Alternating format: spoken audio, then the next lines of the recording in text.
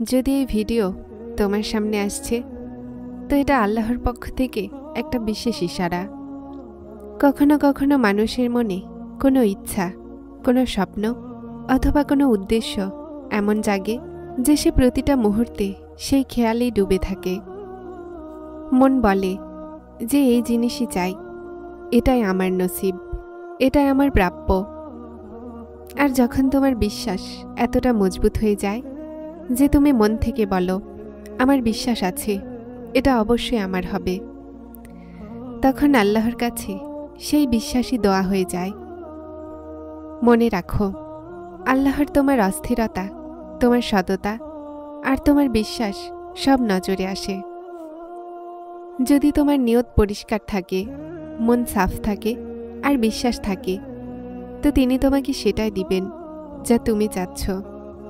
যদিও পুরো দুনিয়া বলুক এটা অসম্ভব, আল্লাহর জন্য কোনো কিছুই অসম্ভব নয়।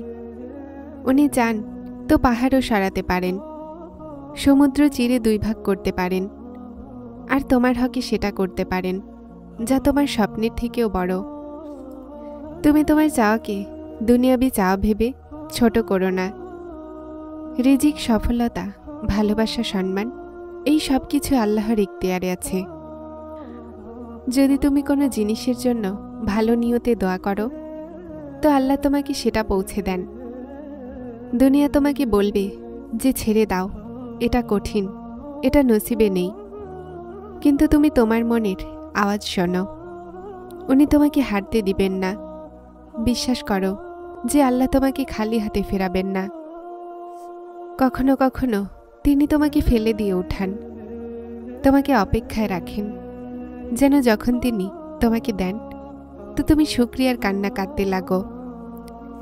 বিশ্বাসের মানে শুধু এটা নয় যে তুমি দোয়া করো আর ভুলে যাও, বরং এটা যে তুমি দোয়া করো, চেষ্টা করো আর মন থেকে বিশ্বাস রাখো যে একদিন তুমি সেটা অবশ্যই পাবে।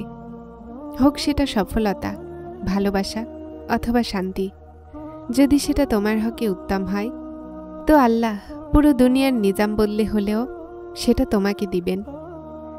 শুধু তোমার মনে এই ঈমান জীবন্ত রাখো, আমার রব সেটাই করতে পারেন যা কারো সাধ্যে নেই। যদি তিনি পাহাড়কে তার নূরের ঝলকে ঝলসে দিতে পারেন তো তোমার দোয়া পূরণ করা তার জন্য মুহূর্তের কাজ। তুমি শুধুমাত্র তোমার বিশ্বাসকে দুর্বল হতে দিও না, কেননা দোয়া তখনই প্রভাব ফেলে যখন মনে এই বিশ্বাস থাকে যে আমি জানি আমার রব দিবেন, আর অবশ্যই দিবেন। যখন তোমার মনে বিশ্বাস দৃঢ় হয়ে যায় তো আল্লাহ নিজে তোমার জন্য রাস্তা বানানো শুরু করে দেন। কোরআনে পাকে আল্লাহ তাআলা বলেন, আর যে আল্লাহর ওপরে ভরসা করে তো আল্লাহই তার জন্য যথেষ্ট। সূরা আত-তালাক 3। এই আয়াত আমাদের মাঝে সমুদ্রের মতো একটা শান্তি এনে দেয়। আল্লাহ বলেন যে যদি তুমি আমার উপরে ভরসা করে নাও তো তারপর তোমার আর কোনো জিনিসের চিন্তা থাকা উচিত নয়। যদিও দুনিয়া তোমার বিরুদ্ধে চলে যাক, পরিস্থিতি তোমাকে ভেঙে দিক, দরজাগুলো বন্ধ হয়ে যাক, কিন্তু যদি তোমার বিশ্বাস আল্লাহর ওপরে থাকে তো তিনি তোমার জন্য এমন দরজাগুলো খুলে দিবেন যেগুলোর ব্যাপারে তুমি কখনো ভাবোওনি।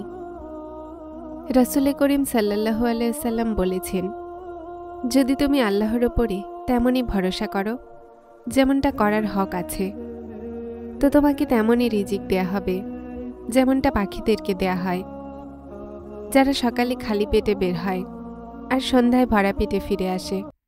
তিরমিজি। এই হাদিস আমাদেরকে স্মরণ করায় যে আল্লাহর ওপরে ভরসা করলে তেমন রিজিক দেয়া হবে যেমন রিজিক পাখিদেরকে দেয়া হয়, যারা সকালে খালি পেটে বের হয় আর সন্ধ্যায় ভরা পেটে ফিরে আসে। তারা জানে না যে রিজিকে কি পাবে, কিন্তু তারা বিশ্বাস নিয়ে বের হয়। তারা জানে যে আল্লাহ খালি হাতে ফেরাবেন না।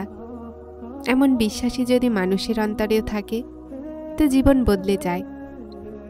তোমার পা কাঁপে না, তোমার ফায়সালা এলোমেলো হয় না, তোমার মন হতাশ হয় না, কেননা তুমি জানো যে আমার রব আছেন, শোনেন আর কখনো অবিচার করেন না। অনেক সময় আমরা আমাদের দোয়াগুলোকে রদ ভেবে চিন্তিত হয়ে যাই, কিন্তু বাস্তবতা হলো এটা যে আল্লাহ কখনোই দোয়া রদ করেন না। হয় তিনি জলদি কবুল করে নেন, অথবা সেটাকে সেই সময়ের জন্য রেখে দেন যখন সেটা আমাদের জন্য উত্তম হবে, অথবা তার বদলে কোনো বড় বিপদ দূর করে দেয়া হয় এই সব বিশ্বাসীদের জন্য। কখনো তুমি মন থেকে দোয়া করো আর মনে নিজেকে বলো, আমি জানি যে এটা অবশ্যই পূরণ হবে। এটা ঈমান। যখন তুমি আল্লাহর কাছে চাও, তো তোমার কাজ শুধুমাত্র দোয়া করা আর বিশ্বাস রাখা, বাকি সব কিছু তার কাজ। তুমি জানো না যে তিনি তোমার দোয়া কিভাবে শুনবেন, কোন মুহূর্তে কবুল করছেন, আর কোন মাধ্যমে তোমার কাছে পৌঁছাচ্ছেন। মনে রাখো, আল্লাহ সেই রব যিনি মাছের পেটে ইউনুসের দোয়া শুনেছিলেন, আগুনকে ইব্রাহিমের জন্য শীতল করে দিয়েছিলেন, সমুদ্রে মুসার জন্য রাস্তা বানিয়েছিলেন, আর একাকিত্বে তোমার মনের ফরিয়াদ শোনেন। যদি তিনি সেই সবার সাথে ছিলেন, তো তোমার সাথে কেন থাকবেন না? শুধু তোমার মনের বিশ্বাসকে জীবিত রাখো, তোমার দোয়াকে বারবার বলতে থাকো, আর তোমার রবকে এটাই বলো, হে আল্লাহ, আমি জানি না কখন, কিভাবে আর কোথায়, কিন্তু আমার বিশ্বাস আছে আপনি অবশ্যই দিবেন, কেননা আপনি আপনার ওয়াদা ভঙ্গ করেন না।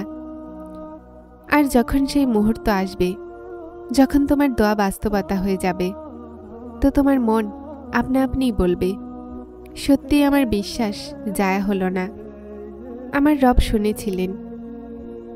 জীবনে কিছু দোয়া এমন হয় যেগুলোর আমরা বছর ধরে চাই, কখনো চোখে অশ্রু নিয়ে, কখনো সিজদায় নীরব থেকে।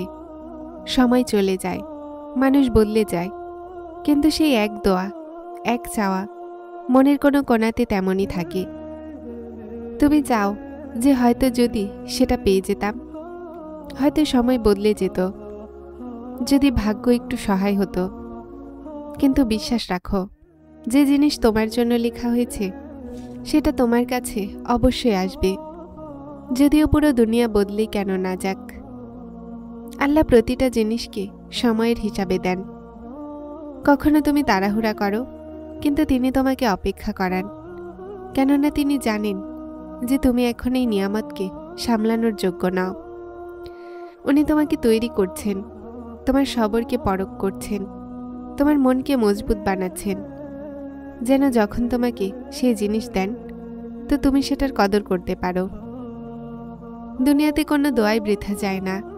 তোমার প্রতিটা অপেক্ষা, প্রতিটা দীর্ঘশ্বাস, প্রতিটা রাতের নীরব চাওয়া আল্লাহর কাছে সামলে রাখা হয়েছে। উনি শোনেন, যদিও তুমি মুখে না বলো। মানুষ শুধু কথা বলতে পারে, ফয়সালা নয়। ফয়সালা তো শুধুমাত্র আল্লাহর হয়। আর যখন আল্লাহ ফয়সালা করেন, তো মানুষ কোনো পরিস্থিতি, কোনো বাধা তোমার রাস্তাতে খাড়া হতে পারবে না। মানুষ শুধু কথা বলতে পারে, ফয়সালা নয়। ফয়সালা তো শুধুমাত্র আল্লাহর হয়। আর যখন আল্লাহ ফয়সালা করেন, তো কোনো মানুষ, কোনো পরিস্থিতি, কোনো বাধা তোমার রাস্তাতে খাড়া হতে পারবে না। শুধু তোমার চাওয়াকে জারি রাখো, কেননা আল্লাহ সাথে থাকেন তো কিছুই অসম্ভব নয়। যারা চ্যানেলটিতে নতুন এসেছেন, তারা হেদায়েত চ্যানেলটিকে সাবস্ক্রাইব করে আমার সাথে থাকুন এবং অবশ্যই ভিডিওটিকে লাইক শেয়ার করবেন। আসসালামু আলাইকুম।